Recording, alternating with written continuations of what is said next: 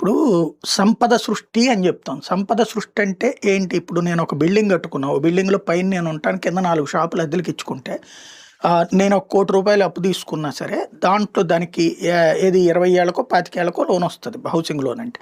దాని కింద చూసుకున్నప్పుడు నా అద్దె వెళ్ళిపోతుంది. కాబట్టి నాకది మిగిలింది. అట్లాగే 4 షాపుల మీద 4 పదులు రూ. 40,000 అద్దెొస్తే ఈ 40,000 కిస్తీకెళ్ళిపోతుంది. కాబట్టి నా బిల్డింగ్ నాకు ప్రశాంతంగా చేతిలో ఉంటది. రేపు పొద్దున రేటు పెరిగినటువంటి సందర్భంలో అది అమ్ముతానా? లేకపోతే ఆస్తిగా నాకైతే పర్మనెంట్‌గా ఉంటది. ఇది సాధారణంగా మధ్య తరగతి వాడికైనా తెలుసు, ధనికుడికైనా తెలుసు, పేదవాడికైనా తెలుసు.